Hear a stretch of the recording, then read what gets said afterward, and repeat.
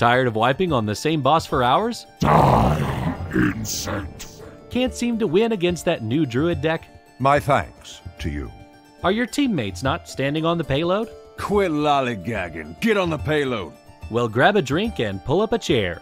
This is the Game Case Show, your Blizzard Entertainment podcast. Here are your hosts, Cuddles and Turarts.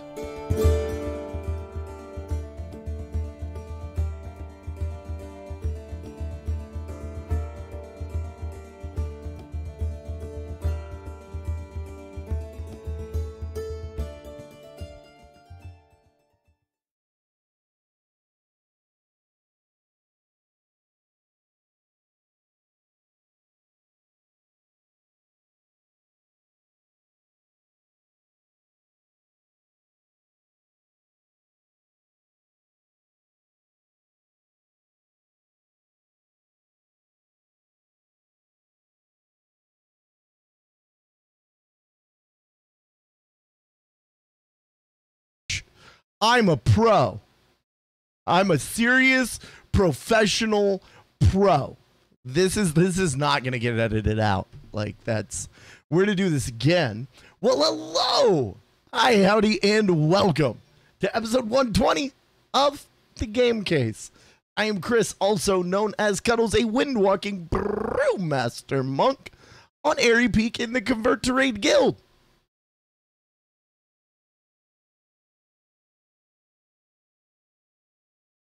Woohoo! This week, we're going to talk a little bit about our week in gaming, and then we're going to be talking to the prince of porcine salted cured meats, the king of bacon, the prince of pork crackling, the duchess. I don't have anything for that one. We're talking to Seraphis, and he's awesome. Seraphis, how are you doing tonight?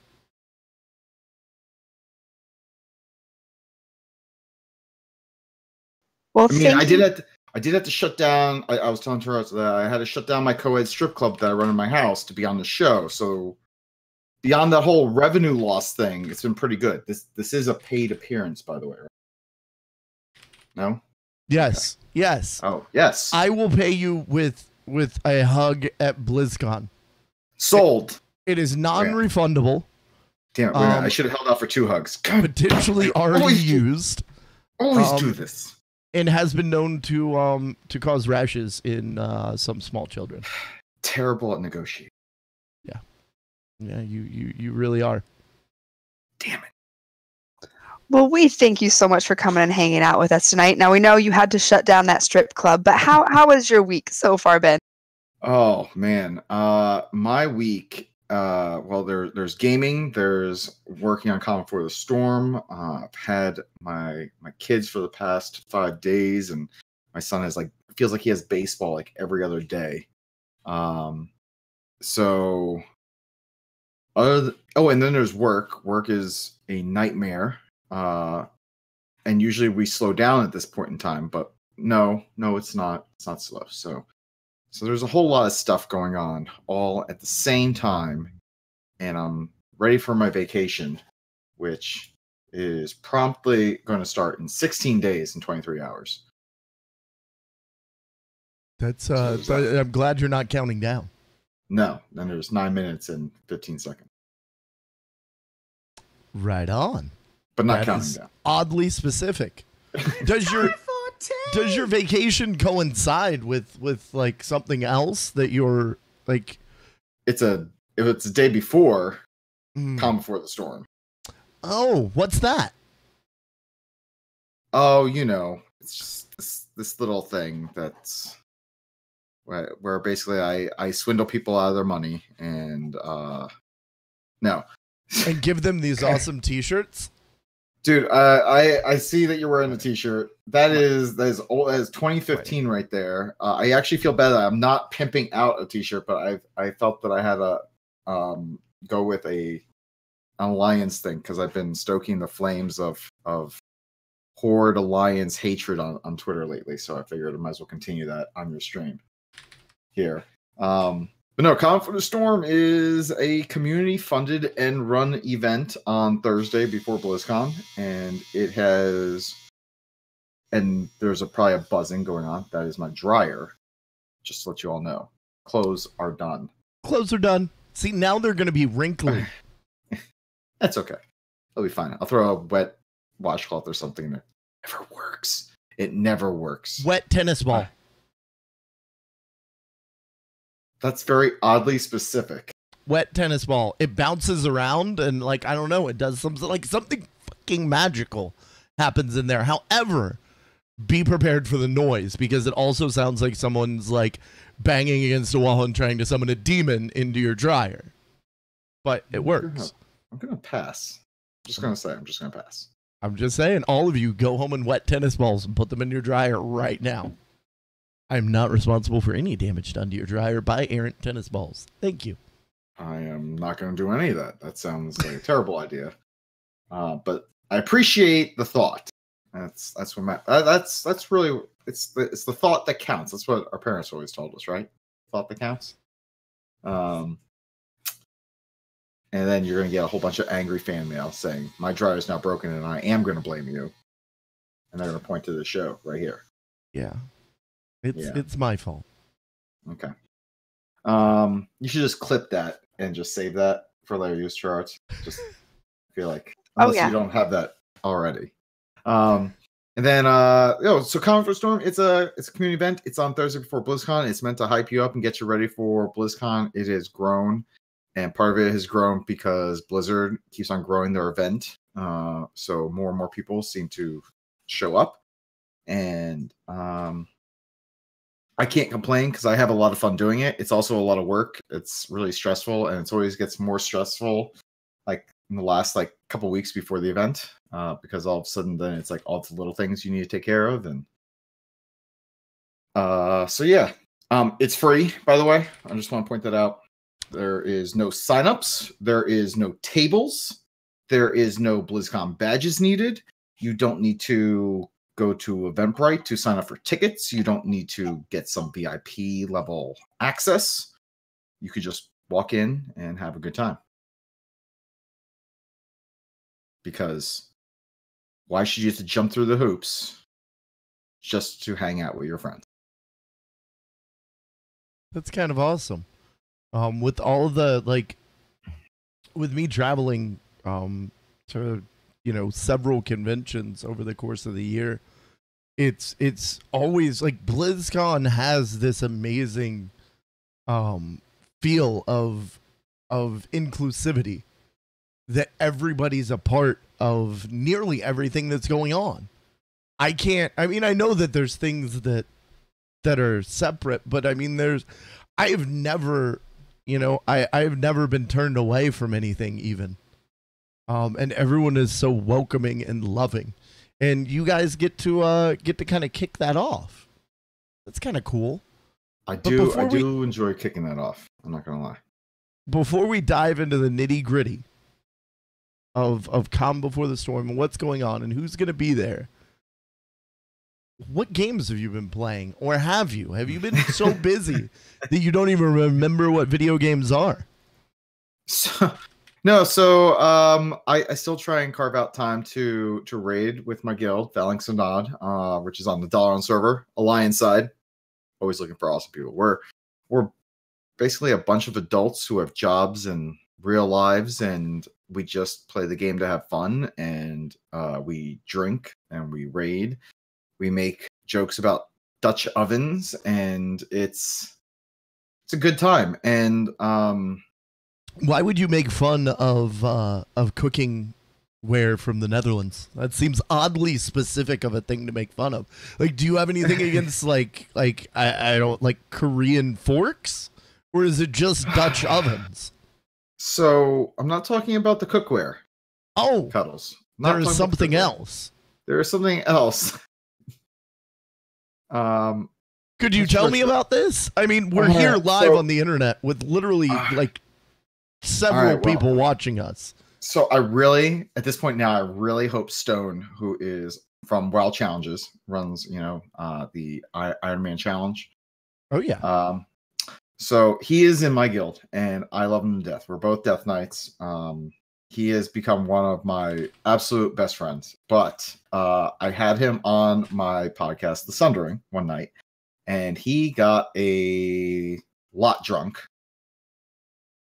And he admitted to forming a Dutch oven on his wife. For those of you who don't know what that is, I know his wife. That's horrible. Which, by the way, she is going to be at BlizzCon this year, and there is a challenge, and I will explain that challenge for all your listeners, because this is something that has to happen. But before I get to that, man, we're going to go down a rabbit hole, and I apologize to you and your listeners. But anyway, so he got drunk, and he admitted to doing this to his wife. And for those of you who don't know what a Dutch oven is, basically it's when you're lying in bed with your significant other, or whoever, whatever, and you are both kind of under the covers, and then you kind of fart under the said covers, and then you quickly pull the covers over your partner's head and basically trapping them under there, thus creating a Dutch oven. That's horrible. So anyway, we have Dutch oven emojis in our guild's Discord chat channel, and now, and it's good fun. Love you, Stone. I love you. And now I have to talk about his challenge. So Stone, for those of you who don't know, he's not allowed to curse in front of his wife. She doesn't like it, and that's perfectly fine. When she's not around, he can curse all he wants. Well, she is going to be at BlizzCon, so we have a guild challenge. See, whenever he curses in front of her, she will punch him. Yeah, see, Charles knows exactly where this is going. So my guild, we all have a challenge that we are going to try and get him to curse at BlizzCon, because she's probably going to be following him around.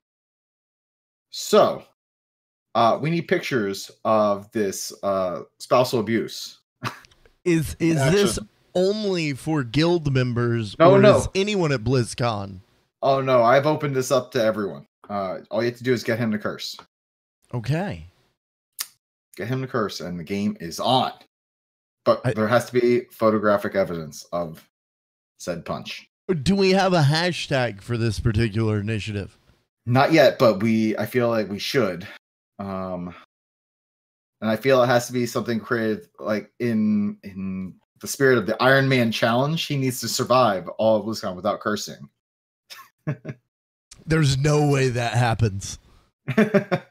Oh no. Punch oven, someone says in your chat. Punch oven.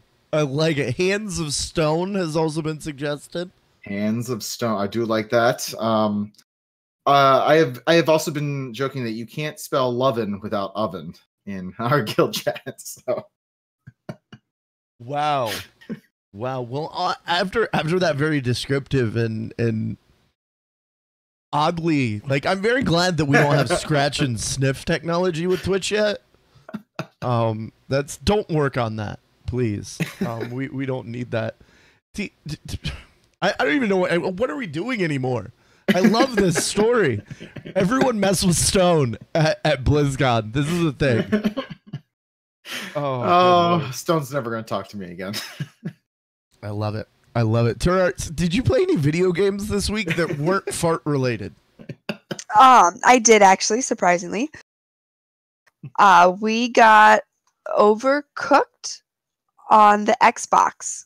And so the husband, the son, and I played, and I got banned from the front room a couple times because I got way too invested in the game. Like, I got enthusiastic. I was like those bros at football that you want to punch. Mind you, we're talking about like a very cartoony children's game, right? Like this it is not for children. It is deceptive.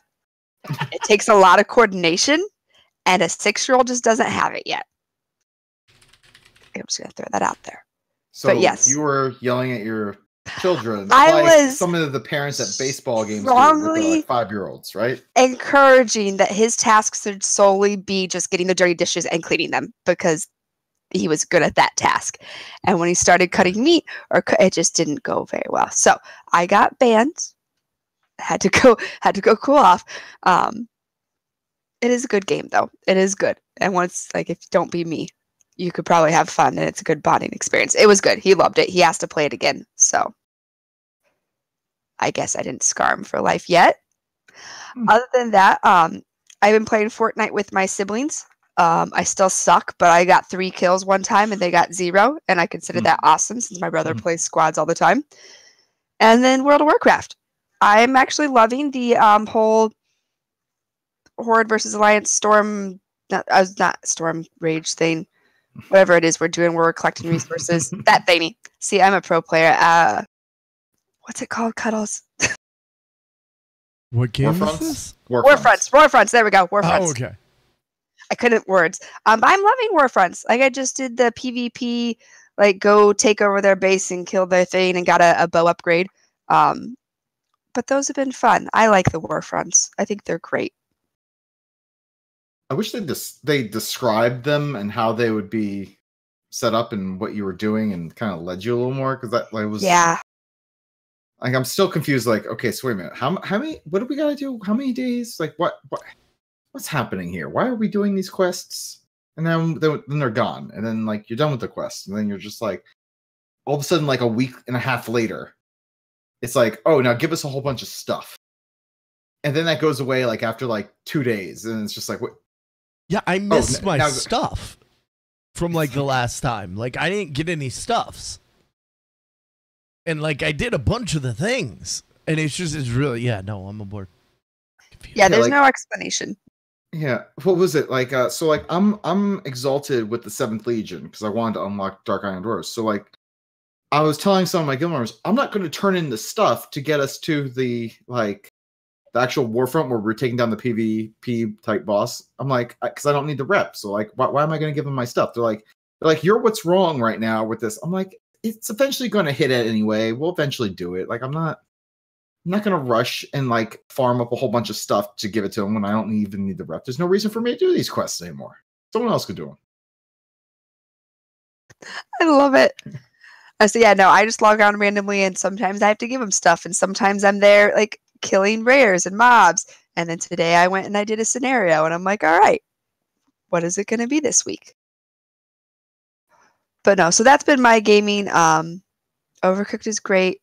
If you get invested, I may not recommend playing it with children or people who have shovel hands. My suggestion. Wait, shovel hand? Hold on. Is this a thing? Do you have a lot of people in your life that have shovel hands? No, this is something.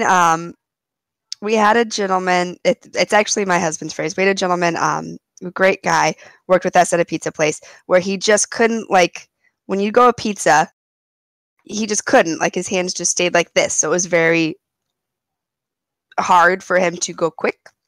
And so when it comes to playing games, like, it would just, you just can't, like, it just, like this. This is going to be great, like, audio.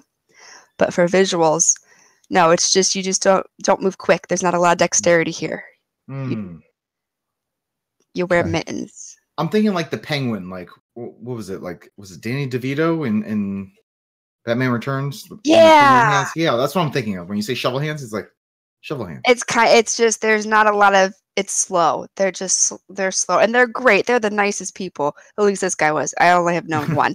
But he knew it. He knew it, which is why he was on cheese, because you just and dump, and it was great. So you had them cutting cheese. Well, I had them not cutting cheese. And we're back to fart jokes. Fart jokes. A lot of cheese was cut at that pizza place. See, it's circular. It's a little circle. Cuddles, did you play any games this week? I did, actually. I've been utterly addicted to Forza Horizon 4. That game is phenomenal and gorgeous and a whole lot of fun. If you happen to have an Xbox and you haven't got Game Pass yet, hashtag not an ad. I just love the Game Pass. You get Forza, you get Gears, you get a bunch of other games. And the really cool thing is the Play Anywhere titles like Forza, you can download on your PC. So I already had the Game Pass. They basically gave me Forza for free. So pro tip there. Go check out the Game Pass. You know, I look at Game Pass all the time and I'm like, I want this. And I'm like, I don't have the time for this. That's it's not the issue of whether I want it or not. It's like I don't have time. And I'm like, I'm going to get all these great games and I'm going to stare at them and I'm never going to be able to play them. And I am so jealous of you and all the people on social media who I follow who are like, oh, I'm playing this game and now I'm going to play this. I'm like, I don't like any of you because you're playing all the games I want to play and I can't. I feel sad. Oh, well, I never get to finish games usually. If that makes you feel any better, I get to play games for like a week and then I have to throw them away. Good. You shouldn't have to be able to finish any game. That's your I never punishment. get to finish them. But no, and then I also, so at a game caught my attention at PAX West this year because of a good friend and another streamer by the name of Curie. And she happened to be hanging out with my friend Matoro. Somehow we bumped into each other. I introduced myself as Cuddles. She's like, oh my gosh, your name is Cuddles? Like, for real? I was like, no, I have a real name, but that's what I go by online. But anyway, the community, one of the community managers for this new game, Maple Story 2, happens to be named Cuddles. So she drugged me over there. I didn't get to actually, like, the story. This is where the story gets really disappointing. I didn't actually get to meet Cuddles. But I wandered around their booth a few times. She was super busy. And I put no thought into playing that game. Like, it's all cutesy and, like, chibi looking. And I was like, there's no way I'm going to ever touch that. I'm not going to pay any attention to it. Listen, Maple Story 2 devs, make t-shirts that say Maple Story 2 is Chibi Diablo 3 and everyone will play your game, because that's exactly what it feels like to me. It feels like you're playing Diablo 3 in this alarmingly cute world. I'm up to level, I think 26 now. So I'm spending a little bit of time with it. It's a whole lot of fun. I highly recommend it. And yeah, I played, the last thing that I did this week was I played the real life game of IKEA today. And that was terrifying. And I came home with flat boxes. And the cuddle wife is in the living room right now actually putting them together because I don't put flat boxes together. So we got new furniture. And that was fun. And I don't know why I thought that story was relevant or amusing or entertaining at all. But I told it. So we're going to enjoy our Hustenfargel, or some other weird thing. You said it's furniture, but like that could be like anything. Like, is this like a shoe case? Is this a drawer? So I need details. You can't just say that you bought furniture and you bought a Hustenfargel. Like, I need to know what a Hustenfargel is. It wasn't the sex swing that they were coyly marketing as a children's toy. $24.99 at IKEA, by the way, gets the swing that'll really disappointing. Bolt into the ceiling. No, I go back without her and get that for Christmas. Come on. Fun story. I helped install one of those. How I will have to talk to you at some point, sir. I have no idea how to go about it. But no, it's this little it's like a metal and glass. I don't know, like what the hell is that thing? I don't know. She doesn't know. You're describing random things. It's like a little, I don't know, like a thing. It's furniture, so it's a table, chair, desk. It's like a hutch, kind of, but like you can look at it on all sides. Okay. So like a display case, like a square, tall display case. Yes. With metal around it and then glass all the way around and a little door. And I'm using it because for years I've collected shot glasses. You know how like some people get spoons everywhere they go, or like a t-shirt? I get shot glasses. So I have literally hundreds of shot glasses from all over the world. And I want to display them. And finally, since I'm a big boy, I'm gonna set up like a little wet bar. So when we have friends over, like I'm gonna have liquor bottles that aren't for drinking. They're for looking. And that's a new concept to me. What is that? Hold on. I mean, stop the show. You're going to buy liquor that people could look at but not drink. Well, they can drink it, or I can drink it for like, but it's not. See, liquor to me has always been a consumable, like water in a survival game. You know, like I'm getting low, and I like there's water there, I'm going to drink it all. So having a stash of booze is something entirely new to me. And it's something we're gonna go each month and go get like a super nice bottle, like spend maybe like $100 or so on something really nice and put it in the cabinet. And it'll be there for company. I still drink the stuff in the plastic bottles, so that's not gonna be for me. It's gonna be fancy for the company. So I'm excited about our furniture. I'm very excited. There you go. There's my furniture story. Somebody like say something that isn't this story because I can't seem to end it.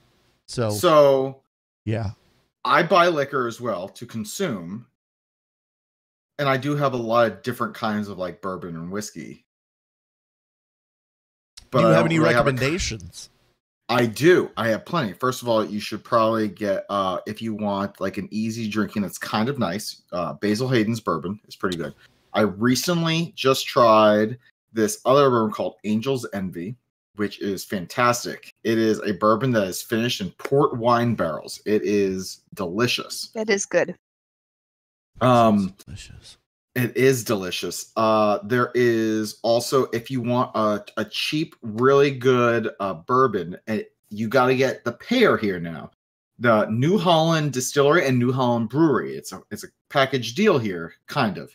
They make this beer called Dragon's Milk Stout, which they usually start selling right about now in the holidays because people don't want to drink porters and stouts in summer. They want to drink it in winter and fall time. Well, it is finished. That beer is finished in bourbon barrels. Well, where do they get the bourbon barrels? I'm glad you asked that because they make bourbon and they finish the bourbon in beer barrels. I know this all sounds crazy, but trust me, it all works. They swap barrels with the bourbon and the beer, and they have this beer barrel bourbon. So they got the Dragon's Milk Stout, which is finished in bourbon barrels, and then they got this beer barrel bourbon, which is finished in beer. And you can go get that. Also, Breckenridge bourbon is actually really good. And I'm trying to remember the other one. There's an Oregon one that I just had that was actually pretty tasty as well. Right on. There you go. I clipped that, and I'm literally going to go back and use that as my shopping list. Like so those will be the some of the first bourbons I pick up. And I will say this though, the Angel's Envy and the Basil Hayden's, the bottles look pretty like, oh, that looks fancy. So I mean, that'll win you some points too. Oh, and then I will say this: there's another whiskey. It's not technically a bourbon, but there's a whiskey that is close by here. It's Chattanooga whiskey from Chattanooga, Tennessee. Really good. Get the cask one. It's about 110 proof, but my God, is it worth it? It is delicious. Like it is life changing. I'm sold. I will. In form of thanks, I shall recommend you something that you may not normally drink, but that I think you should try. Okay. What are your thoughts on gin? Usually don't touch it. Okay. Empress 1908 Original Indigo's gin is a color-changing gin. Color-changing gin. It's a deep blue in the bottle, but then when you add something to it, like a mixer, like say tonic, it changes from blue, then to purple, and then eventually to pink, and it is delicious, and it's the weirdest fucking science-y thing I've ever seen happen. And after the third or fourth one, you start getting really worried about it. You have a little bit of a minor anxiety attack, but then the fifth one really brings it back, and you start enjoying it again, and you have a great time. Thank you, Frontier Developments, for introducing me to that one. It's like really for having around like a house and entertaining. It's a neat little parlor trick. That is pretty neat, and I think I could probably scare some people. So I'm in. There you go. There you go. We should stop talking about booze, although it's a subject that I think all of us find near and dear to our heart. I'm drinking some right now. What is in your cup this evening? Oh, it's a local beer. It's by Gate City Brewing. It's called Terminus. because I actually skipped watching The Walking Dead tonight, so I could like look over the show notes for this. Don't worry, I'm not skipping it. I'm going to watch it. It's being recorded. Everyone just calm down. Calm down. Spoiler, there were zombies. But anyway, so for those of you who don't know, there was a place in, I believe it was season 3 or season 4 called Terminus. Well, anyway, this is Terminus beer. So it is a Baltic porter and it is delicious. Right on. Is that what came first? The show with Terminus or the song? You know, like that really hardcore EDM song? Does anyone know what I'm talking about? No. It's one You're of those alone on this one. Terminus. You're on your own. EDM song. Hold on. I'm going to bring this back. It's Steve Aoki. No, that's Turbulence. There's a song that, like, you know how they do like the little wub wub wub wub wub, and then they have like something really, like they'll like there's like somebody screaming something. I think you just described every song that the DJ at the Hilton plays during BlizzCon. Wub wub wub and somebody screaming. That's pretty much every song from the Hilton DJ. Evidently I was wrong according to a Reddit thread on our tip of my tongue. Thank you for that, Reddit. It's the song is actually called Turbulence, and the entire time I thought he was saying Terminance. So there you go. Today I learned. I'm just full of This is what happens when I'm sober on shows. Let's talk about Seraphis. Let's let him talk for a while. Can we do that? I feel like I've been like interrupting and like just jumping in and asking you guys random questions about your trips to IKEA and like why you let people cut cheese and video games. So I'm totally cool with that. All right. Why don't we go ahead and dive in into the meat of the show? Although we've been beating around that bush all night. Tell us a little bit about you. All right. Who's the man behind the giant novelty bacon? Oh, first of all, it's not novelty. It is fantastic. Don't knock the bacon. Can we eat the bacon? Not this bacon that I'm showing you on screen, but I do. Everyone who comes to my house gets some form of bacon.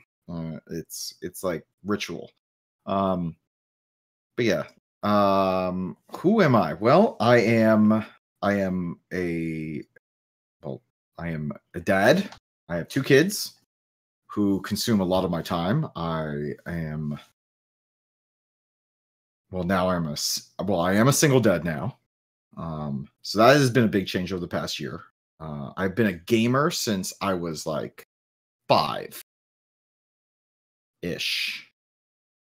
So sometime around pre-K, just to give everyone, I came down with spinal meningitis. I was in the hospital for like 6 months. They didn't think I was going to make it. But at the hospital I was in, there was a doctor who had donated a whole bunch of money to put an arcade in the hospital. So the nurses would take all of my machines and wheel me over to the arcade, and I would play these old arcade games. And I loved playing Centipede and Asteroids and Frogger and Pac-Man. So my mom made a promise to me. She said, if you get better, I'll get you an Atari. Well, my mom has learned never to make promises to me because I will always exceed expectations in order to get what I want. And I got better and I got out of there and I said, now where's my Atari? So I got my Atari and I never stopped. So I've been a gamer forever. I love all things kind of geeky. I grew up with like E.T. and Transformers and G.I. Joe, and I can recite most lines out of Independence Day, and I quote movies even at work. And I finally have a coworker who I'm in meetings with who like gets me. So it's nice when like other executives are staring at me and like another executive is then looking at me and giggling. So that's always nice when I could throw in those movie references on.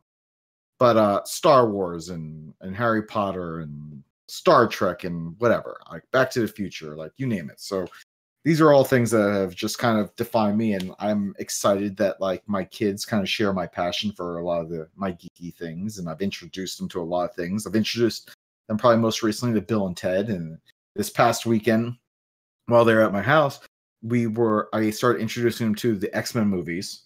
But I'm kind of doing in a weird cut kind of way. I did X-Men First Class first. And then I showed them X-Men Days of Future Past.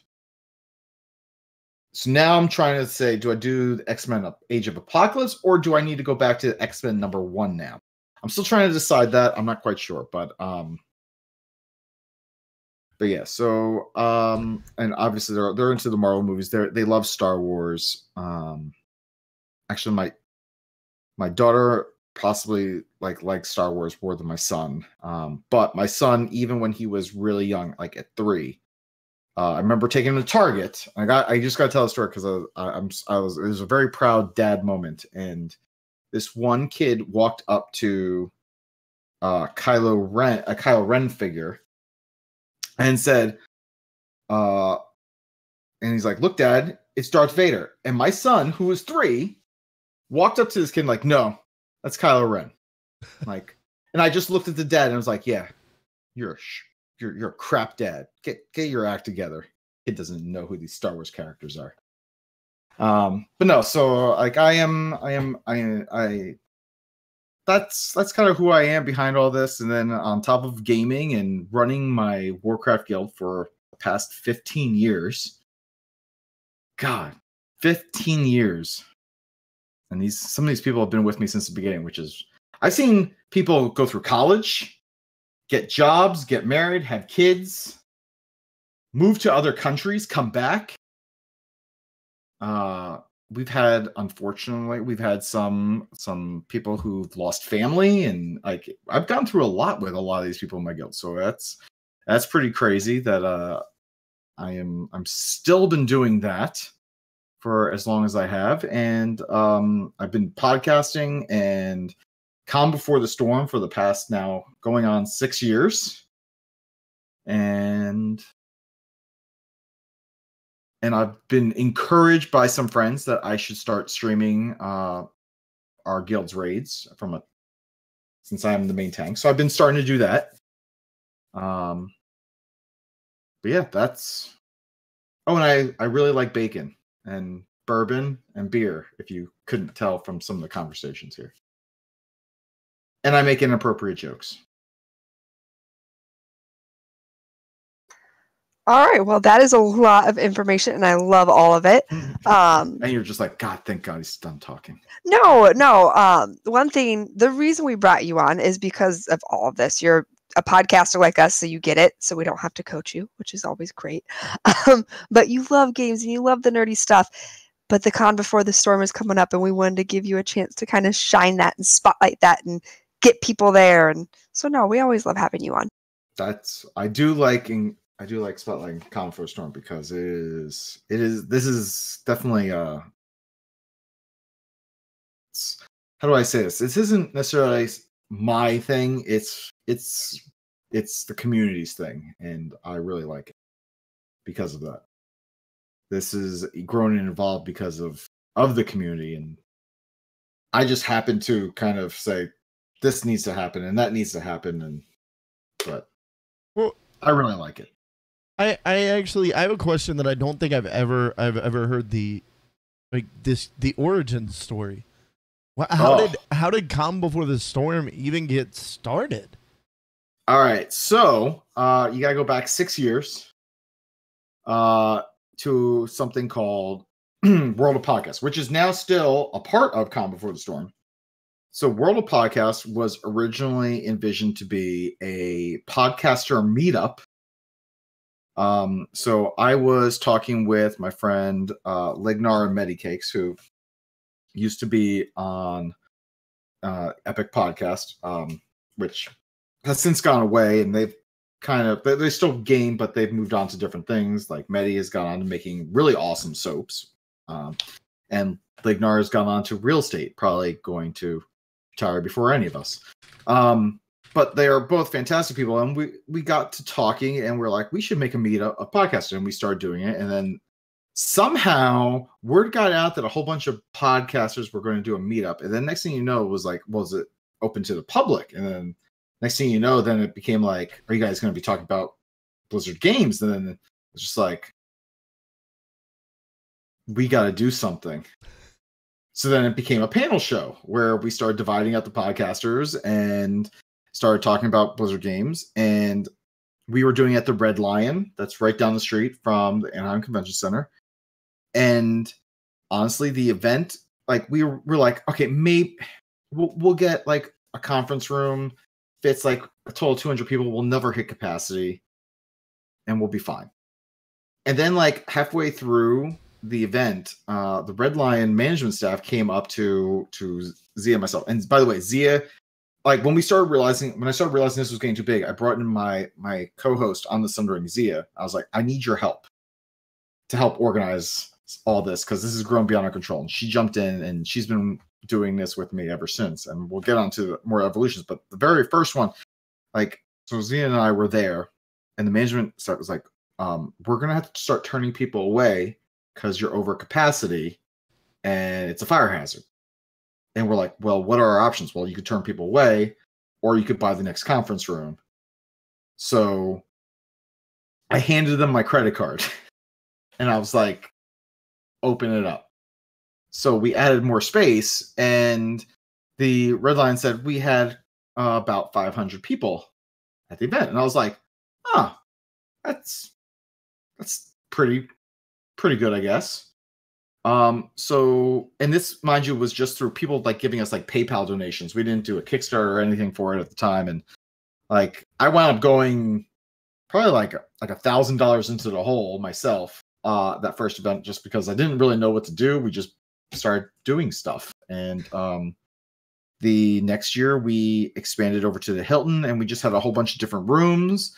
And Ask Mr. Robot got involved, and we started doing a art gallery, and we kind of had a meet and greet. And we still did World of Podcasts. And then like that was the year when we knew we had something a lot more special, because I went down to, there was like a Blizzard kind of meet and greet downstairs in the Hilton. And I went there for a little bit, and I'm like, I gotta go run my event. And when I came up, I started seeing a line. And it was all the way down the escalator, and Hilton had to get security to kind of get people to stop standing on the escalator. And I went upstairs, and there was a line that was like wrapping around and waiting. And then like people just like, everyone is here for the event. I was like, no. And like, that was like the moment where I was just like, oh crap, we got something pretty big here. And we kept doing Kickstarters, and it's kept growing, and we moved down to the ballrooms, and we expanded to 2 ballrooms. And then after 2 ballrooms, now we're on 2 floors of the Hilton. And believe last year we were told that we had close to 8,000 people in total come through our doors, which honestly is, I think, a lot to do with the fact that Blizzard did 3 waves of ticket sales, and they used more of the Anaheim Convention Center, so they had a lot more people at BlizzCon who would actually want to come by and check it out. But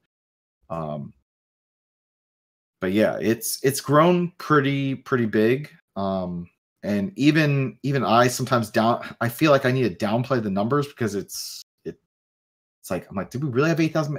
Maybe it was 5,000, but like, we've been told by multiple people, like, dude, you had a lot of people there. And so it's just crazy to think about, like, all these people are there and getting hyped up for BlizzCon by coming to this event that is a product of the community. The community came together every single year to do this, and we're not making money off the event. Every single dime that we make gets put back into the event. A lot of it, honestly, is because of tax reasons, because if we start making money off the event, we have to pay a whole separate round of taxes that I don't want to deal with. But no, we put money, we put our own money in there, and we learn a lot of hard lessons about life and money and taxes and businesses along the way, and whatnot. But it's always a product of the community. We have a meet and greet. We have an art gallery where we get fan artists from across like the Blizzard fandom. From some people who work at Blizzard, some people who don't, some people who are commissioned by Blizzard, some people who weren't, all like donating their art to the event. We have people who are community personalities. They are esports commentators. They are streamers. They are esports teams. They are podcasters. They are, I mean, heck, there's Blizzard employees as of last year showing up to our meet and greet. We still have World of Podcast, which we feature, which Cuddles, you've been a part of. Yep. We're this year it was funny because we were like, because last year we went into the whole big time with funds at the event because we didn't budget appropriately and didn't think about taxes and everything, and to an extent that we should have. And so this year we tried to update the Kickstarter more accurately and also include like updated pricing. And we were just like, okay, we need to hit this final stretch goal in order to make World of Podcasts happen. And if we can't, then we'll just probably do something online leading up to the event, and that'll be our fallback option. But like, and after the Kickstarter ended, it was just like, oh, World of Podcasts isn't going to happen because we didn't get funding. But then Medieval Times, for those who Dinner and Tournament, great shows. They were fans of our event, and a lot of them showed up to our event last year and was like, we want to make this happen for you. And they're like, what do you need? So that was really, really awesome of them, and we can't thank them enough. And we hope everyone who attends finds time to go out and enjoy Medieval Times. There's actually, if you join the Common for Storm Discord, there is a code to get 20% off, thanks to Medieval Times. So there is that. So, and you can just do that by going to discord.gg/conbeforestorm and join that and check out the announcements, and the code is in there. But yeah, it's just amazing how much the community has really made this event happen, and that's probably what I love most about it. And just the volunteers that we have and the people working to help make it happen year in, year out.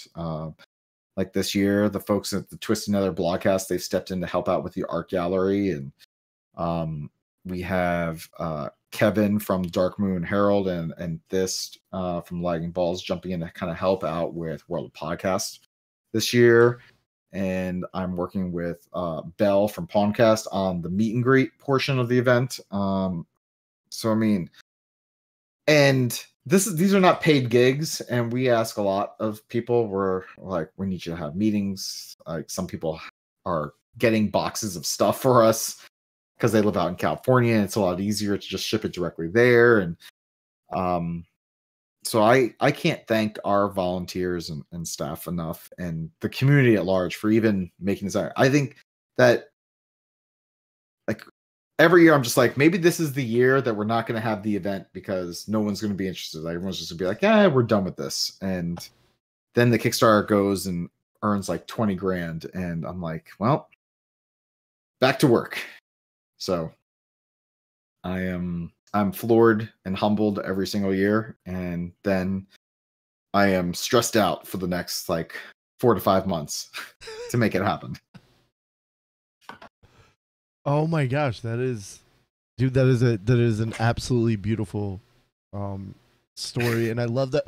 I love the way like it has, like many things Blizzard, it's developed because of the community, and it really does, as a frequent attendee of your little soiree, it feels like family. Like walking in onto that floor, whichever floor you guys end up on, but ending up on that level is always super special, and it's always one of the highlights I know of my BlizzCon. Now, I heard you mention taxes a few times. Why not incorporate yourself as a church and worship bacon? Then you don't have to worry about any taxes. There is a Church of Bacon already. Oh. I don't know if you knew that or not. I did not know this. I am not a frequent bacon church attendee. My There is church a comes church of without bacon. salted and cured meats. Well, that's a shame. Do they use? Please tell me they use little like pieces of bacon for communion. Because if they're not, like that's it's a just very wrong. decentralized type thing, but they're very serious about who they let get ordained. You can go check it out for yourself. But Church of Bacon, it's not like the Church of Dudism. Like for anyone who's a big Lebowski fan, like if you do the Church of Dude, like you could become ordained through the Church of Dudism, and but through the Church of Bacon, like they're pretty serious about like they're not just going to let anyone be ordained through their church. Like you have to fill out like a full on like dissertation. They're pretty serious about it. I am not ordained through the Church of Bacon yet. Wow. Mostly because, like I said, there's been a lot of changes that have gone on in my personal life for me to sit down and actually like justify like what I would do with that ordainship for them. It's not like just fill out a form and like done. Like I feel like I need to take this seriously. One day I will be able to say I was ordained through the church. Today is not that day. Not today. I'm ordained through some sort of internet church. There was a thought that I would be marrying one of my friends at one point, like officiating. So I went out and I found a really legitimate internet church that wanted my name and my email address. And then gave me a certificate. So somewhere in like, I don't know, Denver or nowhere, North Dakota, there's a file somewhere with my name in it. I'm ordained. I have no idea what I agreed to. I may have signed over my everlasting soul. So please read those documents. I'm sure the Church of Bacon isn't doing anything nefarious. But be careful. They could be. They could be after my bacon. They may know. If they're like, is this just a plot by some sort of evil bacon supervillain to get all of the lovers of bacon in their bacon in one place so that he can have it all to himself? I mean, it's called the United Church of Bacon, and I love their tagline. It's the real legal church with a funny name but a serious mission. Hail bacon full of grease, the lard is with thee. Blessed are thou amongst piggies, and blessed is the fruit of thy womb, bacon god. Though I will say, probably one of the one big thing about the Church of Bacon, though, is that they are atheists at heart. All right. So bacon just god. to kind of let everyone know. So if you are an atheist, that's your place. So, but if you do have some sort of belief in a higher power, then that is also something that could hold you back from being in their church. That would be, yeah. That would be a sticking point, I guess. So, yeah. But I do like bacon. Right on. So tell us about Calm Before the Storm this year. Who are you really excited to have there? What are the bullet points of the amazing things that are going to happen? Oh man, I mean, so besides World of Podcasts, which we already have up and kind of announced, I mean, oh man, should I even say it? Okay, well, I'm going to give you guys a quick exclusive. We are in the final stages of getting our second official Hearthstone Fireside Gathering. So this is something that has to be blessed by Blizzard. Since it is like everything that happens within like BlizzCon's sphere has to be blessed by them. So we are in the final stages of getting that approved. And they said it shouldn't be a problem, but we are in the final stages of getting that T's crossed, I's dotted on that. So that is probably coming soon. Obviously, I'm always excited about World Podcast, though the past couple of years I haven't been able to get up there and actually watch anything. But we have some great podcasters once again. And the meet and greet is not finalized yet, but I have a ton of people who have committed. I'm still working on finalizing the schedule. I will say this, that Jesse Cox and Michelle Morrow have both tentatively agreed yet once again to do it. And it's funny because there's an email thread that I'm in with both of them where Jesse is making fun of them, of not just Michelle but some other people in the thread. So it's quite humorous. Tempo Storm will be there. Method will be there throughout the night. We have a lot of their different teams. I got Excel's Angels, which is the Warcraft MDI team. They will be there. I will say this: Project Ebon Blade, which is a cosplay group that has Zach Fisher, who was there last year. He's helping to design a lot of costumes. So they're basically doing Death Knight versions of a lot of Blizzard characters.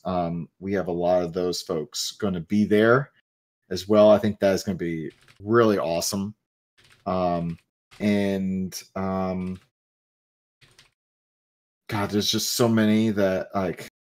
There's Heroes Hype and Heroes Hearth is going to be there, and Anna Robinson and Gillyweed and Wade, aka Dreadnought, will be there. And like I could just I'm looking at my other screen and I'm trying to see like who can I say and who can't I yet.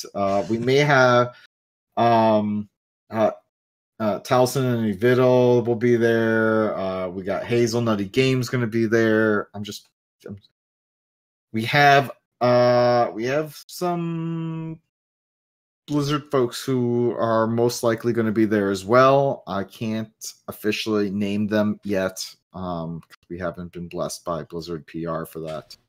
But I'm pretty excited with our current crop, and probably one of my favorite things that I did last year, which I'm doing again, and I'm going through right now, is I put out last year I did an application for Twitch affiliates, because last year Twitch affiliates was a brand new thing. And I was just like, I want to get affiliates in front of people. I think that would be awesome. Like, I remember when I first started out podcasting and being asked to be a guest on a larger show for the first time. I was just like, oh my God, this is crazy. Like someone's giving me a chance to help broaden my audience. And having Calm Before the Storm, I feel that's always been like my goal, especially World Podcast, is mixing smaller podcasters with bigger podcasters on the streams. And now it's a chance to mix some of the like the brand new partners or even the affiliates in with larger streamers and partners and Blizzard personalities to try and get them a larger audience. And so we're doing that again, and I'm really excited to look at some of these applications of people who are really wanting to work hard. And I'm like, it's not just someone who, we're not just looking at people like, oh yeah, we just happen to stumble into being an affiliate.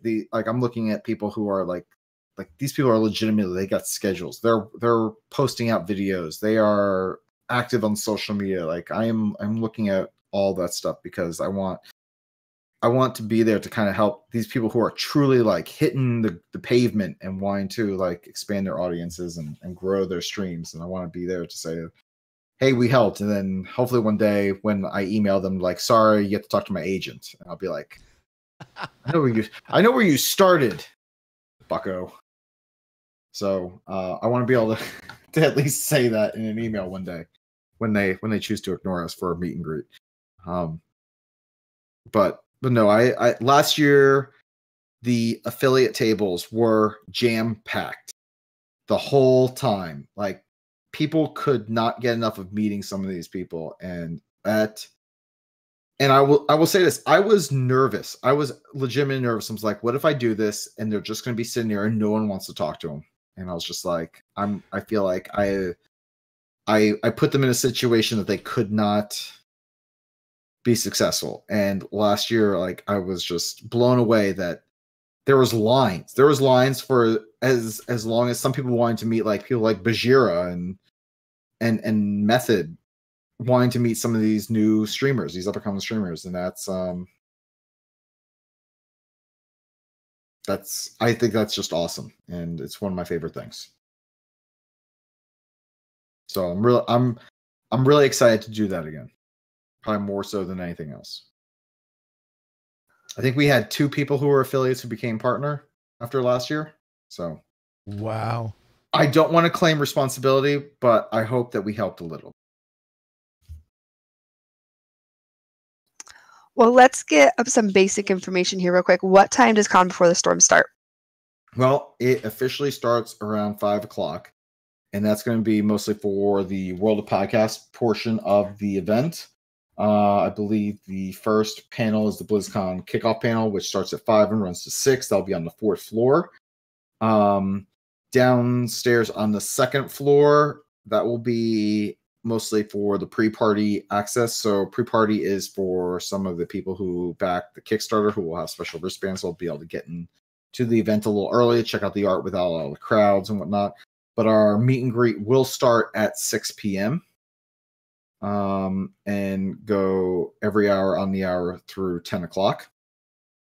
And of course, World of Podcasts will be continuing up on the 4th floor. And we'll probably, like, most of the events end around 11 p.m.-ish, but we'll probably have people hanging out until about midnight or so. And we, as we always do, be giving away items that we couldn't give away beforehand, because I am always afraid we don't have enough stuff to give away, and we always wind up with like tons of loot to give away, and that's also really, really exciting. In fact, I will say this: Discord this year, like last year, they think they gave us like 15 shirts and like a handful of buttons and stickers. And I was talking with one of their folks this year. They're like, "We need to get you more stuff." So they sent a ginormous box to one of the Twisted Nether folks who lives out in California, and she's like, "It is ginormous." I was like, "This is cool." So, I will say this. I do want to announce one other quick thing. This is something that we haven't done since the second event that we had. So at the second event that we had Jinx. So everyone knows Jinx. They have like some awesome clothing, especially for Overwatch and Warcraft and Heroes of Storm and all the Blizzard related products. Anyway, so that second year we got one of their designers at and she was like talking to people about how she designs clothes, and a lot of people really found that super, super interesting.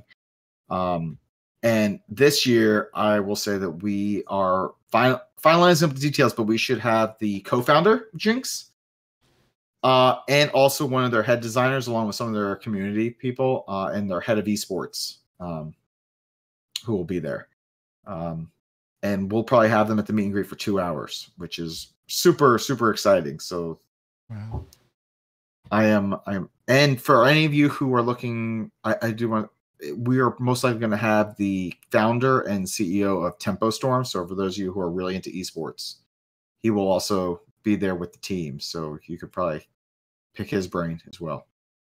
That's Raynad, yeah? Mm-hmm. God, I love him. I have a completely non-sexual man crush on him. But wow, that guy, wow. Okay, that's awesome. It's having now worked in the industry for a couple years, I don't generally fanboy out until I get to BlizzCon. I don't know what it is. I think it's like the start of a lot of my fandoms. I saw Mike Morhaime at E3 and couldn't speak. Like literally was standing there like luckily I got another chance to see him and we said words and had a great little conversation. But oh my gosh, Con Before the Storm it's the best part of BlizzCon. You should all be there. I will say this because you mentioned Mike Morhaime. 2 years ago, Mike Morhaime walked into Con Before the Storm, and I happened to like catch him, and he looked at me. He's like, "What is all of this?" And I got to talk to him and explain it. Mind you, the conversation was only like 5 minutes before like he got bum rushed by people, but single-handedly one of the best moments of my life was meeting him and having him ask me about what Con Before the Storm was all about. That was just awesome. Wow. And he was just kind of blown away. He's like, this is amazing. And the funny part is some Blizzard employees ransacked the offices of some ex-executives at Blizzard to give us some posters to hang up. So like the original, like we had like the original like Warcraft 3 poster, the one that they used to make copies of to put in like people's like boxes against. We had that hanging up, and Mike recognized that. And he's like, "Where'd you get those?" And I'm like, "Your employees." He's like, "All right." So, oh, by the way, we also are going to have a photo booth yet again, so you should also go and use that and pose and take pictures. Right. I can only post online though certain pictures. Some of you people are sick. I was gonna say, how badly did that photo booth get its innocence violated? I mean, there's a lot of great innocent pictures. Lots. There. Some of you people are downright filthy. Filthy human beings. Oh, good lord! Have we ever? Hold on. Has the CTR party ever had an issue? Not to my knowledge. We had the face painter that got a little risque requests, but yeah. no, we haven't had the photo booth. Our photo booth's been fine and innocent. Did you hear about that, by the way? I'm sure you did. Like, I know that you and like I know that Jules talked to Zia and like you guys are all friends. But we had the CTR party that will not be happening this year. Sadly, had a face painter. We thought that would be a great idea, right? Until we had a face painter too. Every person asked for dicks. Everyone. Like, not everybody. Somebody got a butterfly, but everyone was asking for dicks, and it was just glorious. Did she do dicks there? Did you get dicks at the Con Before the Storm? We did not. Okay. There are no dicks at the combo, at least not face dicks. Maybe I'm going to shut up. None in the photo booth either. I will say that. No photo booth dick either. No. So internet, fix that. He has to look at these. I'm just saying. After the event, he has to look at them. I do have to look at them. I've seen things. Oh. It's a good thing nobody listens to this. That could be a thing. Hashtag CBTS. I will say this. Probably one of my favorite pics from the photo booth. And I don't think I ever posted it because I'm not sure if this was just like supposed to be like, and I'm not going to name names or anything else, but it was definitely these two people who, because like, you know, you're in a photo booth, they take like several pictures, like, and there was like this guy and a girl, and the girl, like in one picture, like they're both like kind of near each other and they're smiling. And then the second picture, she kisses him on the cheek. And the third picture, he just turns and stares at her, and she has this big grin on her face. And then in the next picture, they're both kissing. And I'm like, that might have been the start of a relationship right there. Like, she's just like, I need to let this guy know that I'm actually interested because he's too dumb to realize this. Aw, internet boys. That's actually probably one of my favorite. Like, it's like one of those like flip books where you can flip through it real fast. Oh, like I said, I've seen things. Some things have been, I was like, whoa, that's happening in the photo book. And other things like, oh, look at that. Humanity has redeemed itself. Oh, well, humanity prove his thoughts of redemption wrong, and make this year some sort of cesspool of just horrible pictures. Like, let's do this. I have not posted people doing shots in the photo booth.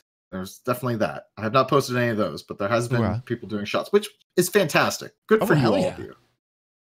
Do shots. And that's important to mention because I don't think we've talked about that. Is there alcohol available at this party? Yes, so we have bartenders. We have bartenders all over the place. So yes, there's alcohol available. It is cash bars though. So it is like you have to pony up your own cash. But I will say this, if you are at the Hilton and you want to drink on Thursday night, probably coming to our event is probably the fastest way to get alcohol. Even if you don't give a shit, there's no line at the bar. Just saying. There's not. Are they going to start DJ music now, like on Thursday morning, like at 9 or something? Lord, I hope not. Yeah. Also, no annoying DJ up in. This is where Serapis announces the DJ that they hired. Like, there's no annoying DJ at Con before this. Actually, we have. I do want to make note though that we definitely take we have a code of conduct on our website. If you go to combeforestorm.com, basically, too long to read. Don't be a dick. Don't harass people. We take that seriously. This is a fun, welcoming event for everybody. No one should feel uncomfortable. And last year, one guy made several women feel uncomfortable. This was brought to Zia and my attention rather quickly, and we got Hilton security involved. And this person was not only kicked out of the Hilton, but then barred from the Hilton for the rest of the weekend.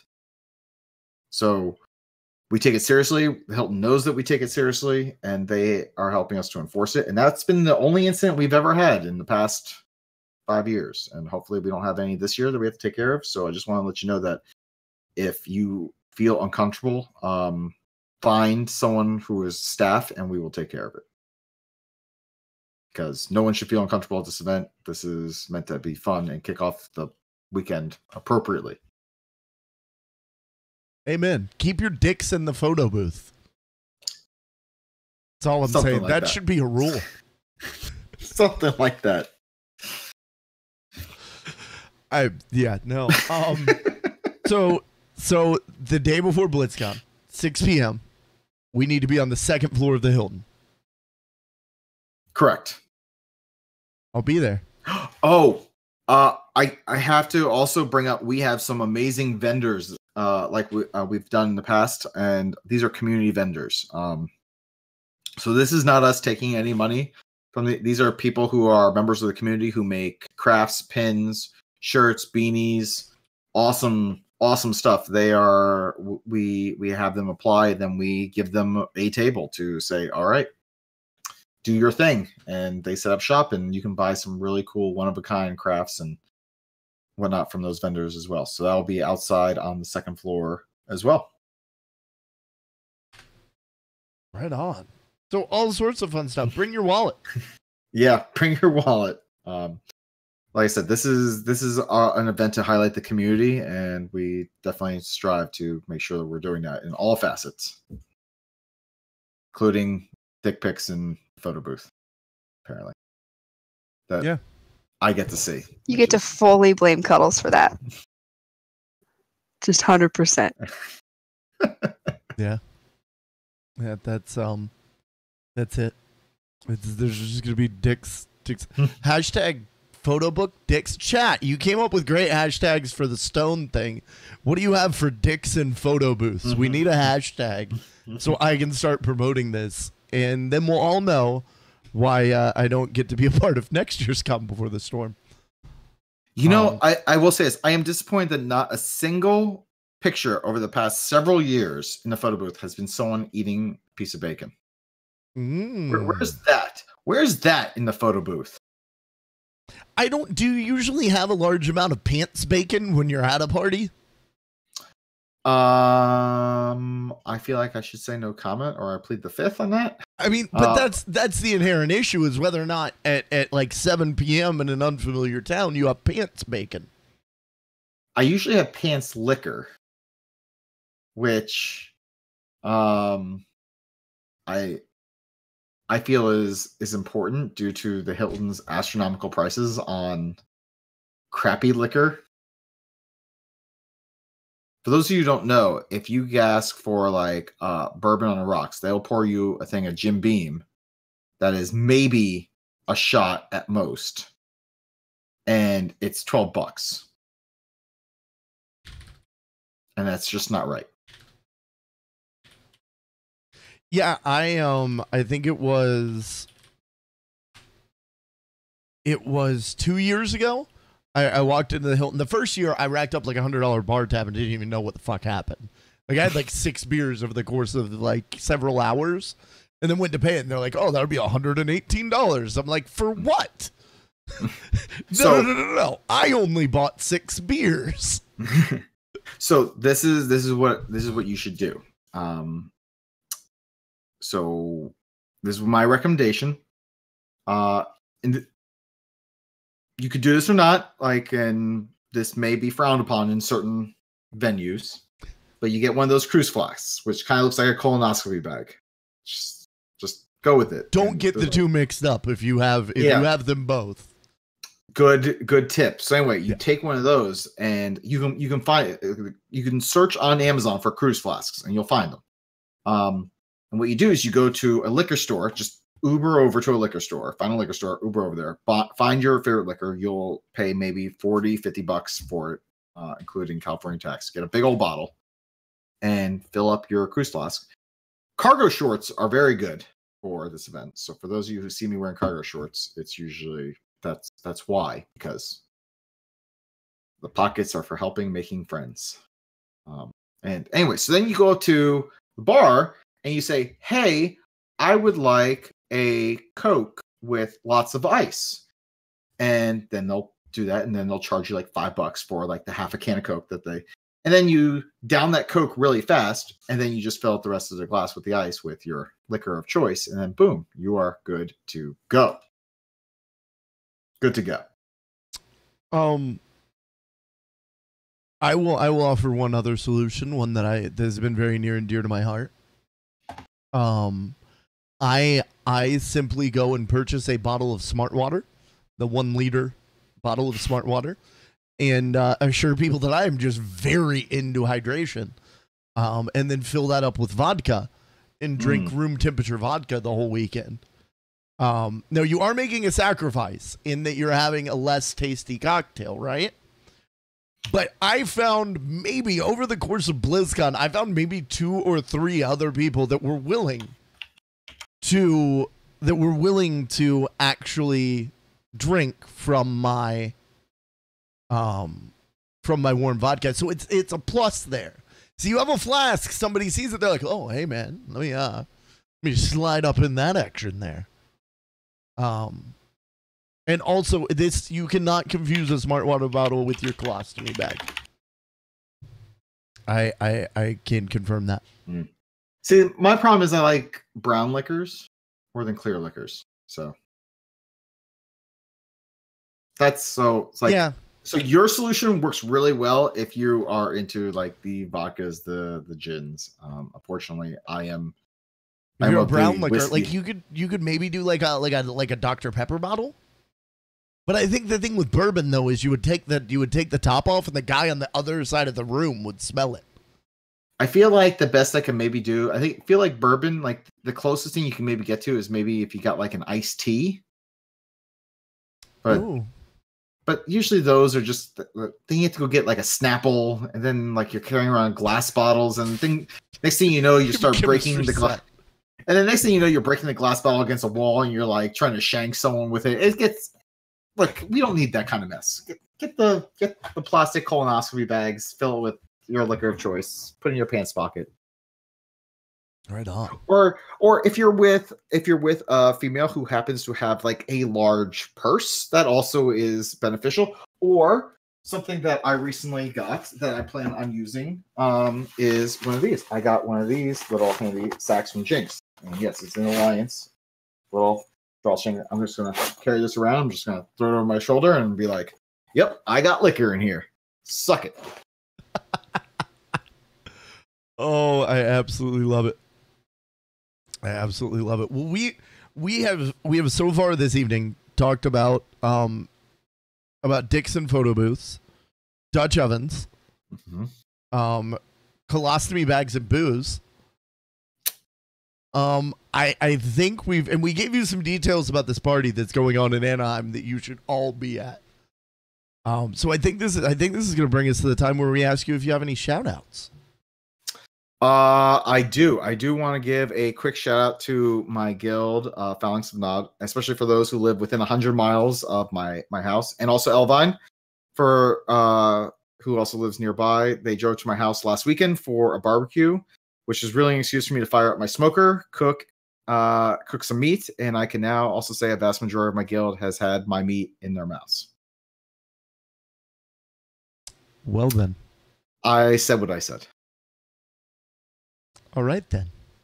Would you say that your guildmates left satisfied? Do you feel as though they had an appropriate amount of meat to fill their desires? I feel I filled them up. There you go. They left feeling full and satisfied. There you go. I said what I said too. Turks, what about you? Shout out to the CTR Guild, because in 3 months and 6 days we reach our 6-year anniversary event, and I'm already getting tons of prizes and donations and stuff. And yay for you guys for doing that, so I don't have to last minute run all the old dungeons to get pets. So thank you guys for doing that, so that I don't freak out. Oh, that is glorious. I have to shout out to Seraphis, one, for being here tonight. Thank you so much. Hey, thank you for having me. But more than that, just for creating this event that so many of us enjoy. It's been an absolute honor for me to be able to participate in a few of these. Every year, as it gets like closer to BlizzCon, I start wondering. I'm like, oh my God, are they gonna let me back this year? And I legit, I think it was last year, Ro reached out to me and was like, can we talk? And I was like, oh my God, like, what's he going to, I fully and wholeheartedly believe that he was going to tell me that I had gotten too drunk at the event last year. People were offended and they weren't going to have me back. Like, I thought that was the talk about, like, hey, we're not having you back. And then you guys asked me to moderate one of the panels, and it was awesome, and I had a blast. And also, again, waited for that again this year, and did in fact get invited back. So it's really an honor. And it's one of the highlights of BlizzCon for me. It's just an amazing event to be a part of. If you're in Anaheim or anywhere near it, get out there the day before BlizzCon, 6 p.m. Be in the Hilton. That's where I'm going to be, because I'm going to be with a bunch. I am so bad because I was going to say all the names of the other people that are doing the thing with me, and I don't have the website up right now. And now I'm not going to edit this. I'm sorry for folks that are at home. I apologize. Do you want the names real quick? Yes. Who is it that I'm doing things with? So you're actually part of the Storm. So the Storm is the Saturday. So you guys get to do kind of like BlizzCon recap, like what's happened and your guys' thoughts. And you are with Lita from Behind the Avatar and Wild Challenges. You're with Melissa Schisler from the Cavalry. You're with Grand Nagus from Corpse Run Radio.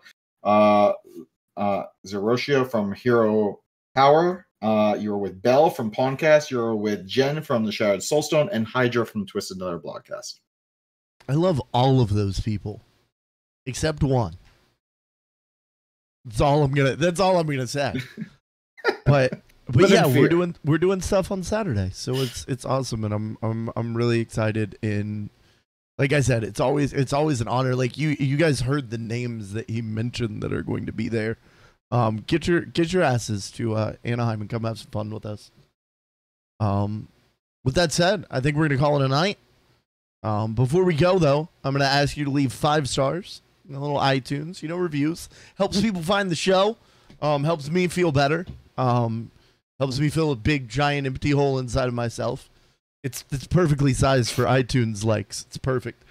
So that's 5 stars for the Game Case Show if you enjoyed it tonight. 0 stars for the Turkey Bacon podcast, because fuck that shit. Like, turkey is such a horrible animal, they have to make it taste like other shit to get you to eat it more than once a year. Don't fall for the lies. I mean, you can't cut anything off of a turkey that makes it look like bacon. Just think about that. That stuff is manufactured by the man. Oh, that's actually terrifying. I'd never thought about that. It's fake food. It's like bacon strips. It's bacon strips for people. Don't eat it. Don't do it. Seraphis, where can people find you on this wonderful internet thing? Well, you can find me at Seraphis on Twitter. I'm trying out Instagram, which is interesting.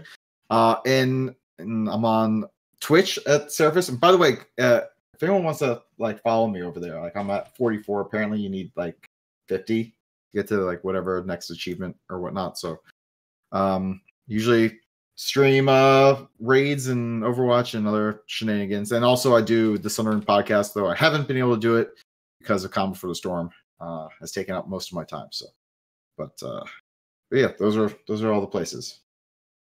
Right on. And please go check out his wonderful show, The Thunder. It's one of the first podcasts that like I absolutely fell totally in love with.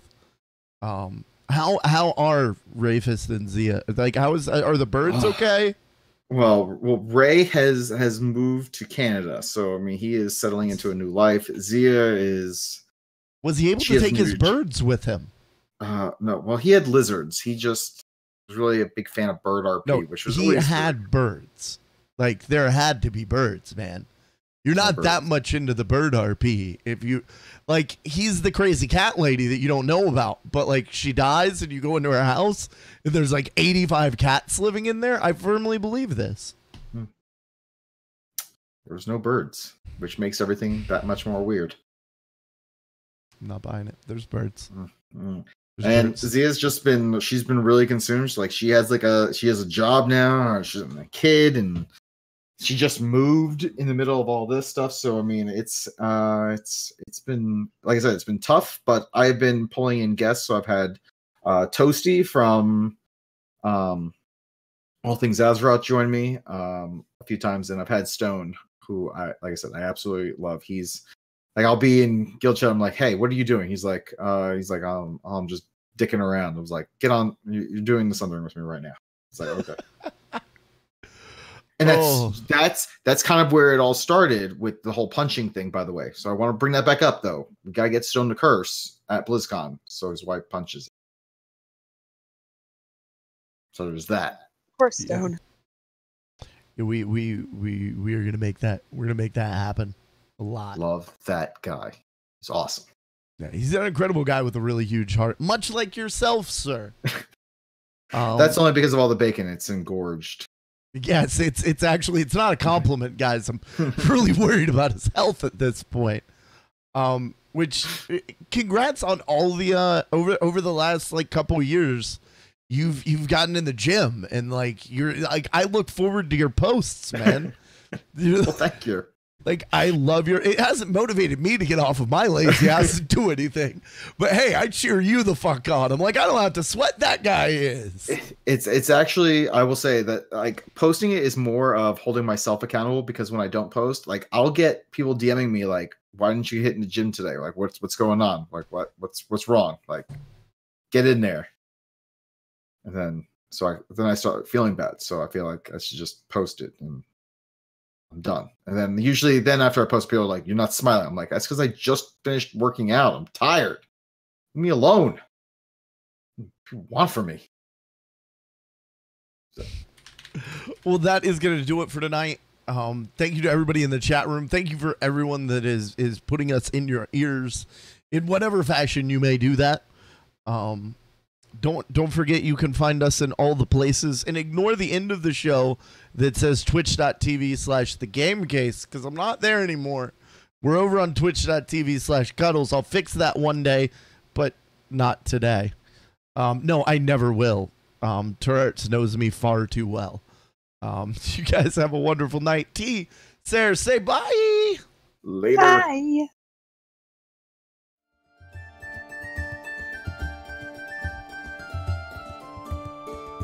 Thank you for listening to The Game Case Show. Be sure to follow us on Twitter. You can find Cuddles at The Game Case, Turarts at Turarts, and you can find the show at The Game Case Show. Join us live Sunday nights at 10 p.m. Eastern at twitch.tv/thegamecase. Archived episodes are available at youtube.com/thegamecase. The theme music for the show is Celtic Impulse by Kevin MacLeod of Incompetech.com and is licensed under Creative Commons by Attribution 3.0.